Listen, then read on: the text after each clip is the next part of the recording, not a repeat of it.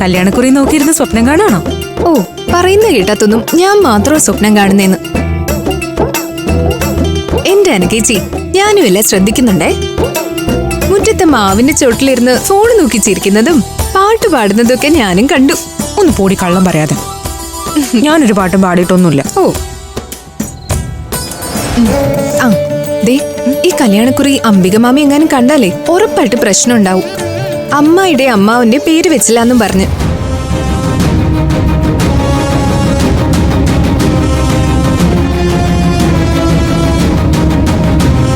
അയ്യോ, ഞാൻ അനഘിച്ചയെ വിഷമിപ്പിക്കാനായി പറഞ്ഞതല്ല.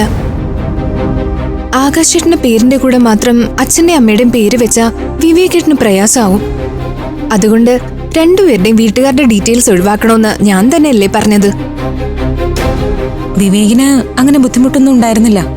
ഞാൻ ഈ കാര്യം പറഞ്ഞപ്പോ എന്നോട് ചോദിച്ച എന്താണെന്നറിയോ? ഇത്രയും കാലം ഉണ്ടാവാത്ത പ്രയാസമാണോ ഇനി ഈ കല്യാണക്കുറിയുടെ പേരിൽ ഉണ്ടാവാൻ പോകുന്നതെന്ന്.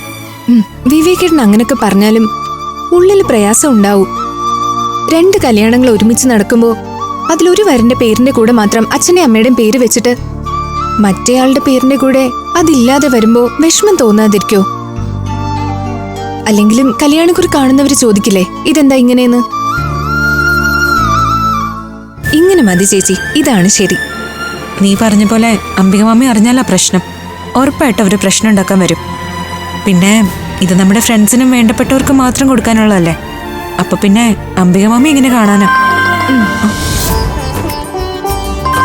അശ്വതിയാണല്ലോ അഭിയേട്ടന്റെ വീട്ടിൽ നിന്ന്. എടുക്ക്. ഹലോ അശ്വതി, പറയ, എന്താ വിശേഷം? എന്താ അത്യാവശ്യം? ശരി, ഞാൻ കൊടുക്കാം. കൃഷ്ണേട്ടനോട് എന്തോ അത്യാവശ്യമായിട്ട് പറയാനുണ്ടെന്ന്. ഞാൻ ഫോൺ കൊടുത്തിട്ട് വരാം. അച്ഛനും മോളും കൂടി ആരും അറിയാത്തൊരു കണക്ഷൻ സെറ്റാക്കിയ ലക്ഷണമാ. ഞാൻ കൊടുത്തിട്ട് വരാം.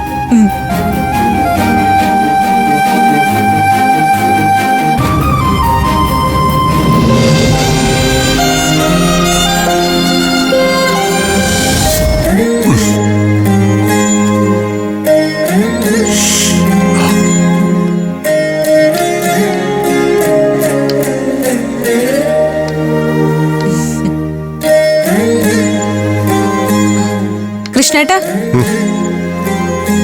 ഒരു കോളുണ്ട്. എനിക്കോ? ആര്? ആരാണെന്ന് പറഞ്ഞില്ല. എന്തോ അത്യാവശ്യ കാര്യം പറയാനാണെന്ന് പറഞ്ഞു. ആണോ? അല്ല, ഇതിപ്പോ ആരാ എന്നെ ഇങ്ങോട്ട് വിളിക്കാൻ? അത് മോളുടെ ഫോണിൽ. ചോദിച്ചു നോക്ക്. ഹലോ, മോളാണോ? എന്താ മോളെ, എന്താ അത്യാവശ്യം? മോള് കാര്യം പറയും. ആ ശരി, ഞാൻ വരാം.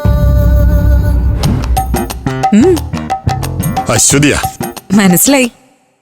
എന്താ അച്ഛനും മോളും തമ്മിൽ ഒരു ഗൂഢാലോചന? കാര്യം അറിയില്ല, അവൾക്കെന്തോ അത്യാവശ്യമായിട്ട് എന്നെ ഒന്ന് കാണണമെന്ന്. നടക്കട്ടെ നടക്കട്ടെ. എന്തായാലും മഞ്ഞുരുകി തുടങ്ങി. ഇപ്പൊ മോള്, പിന്നെ മോൻ, അത് കഴിഞ്ഞ് ഭാര്യ. എല്ലാരും കൂടി ആയി കഴിയുമ്പോ ഞങ്ങളെ കളഞ്ഞിട്ട് പോവോ? കളഞ്ഞിട്ട് പോവാനോ? ഇപ്പൊ ഇത് എന്റെയും കൂടെ വീടല്ലേ മോളെ. നിങ്ങൾ 5 പേരും എന്റെയും കൂടെ മക്കളും. നിങ്ങളൊക്കെ കൂടെ ഇല്ലെങ്കിൽ എനിക്കെന്ത് ജീവിതമാ? ഫ്ലവേഴ്സ് ഒരുക്കുന്ന കാഴ്ച വസന്തം യൂട്യൂബിൽ പ്രേക്ഷകർക്ക് ലൈവായി കാണാം. ഫ്ലവേഴ്സ് കോമഡിയിൽ ജോയിൻ ചെയ്യൂ, ആസ്വദിക്കൂ.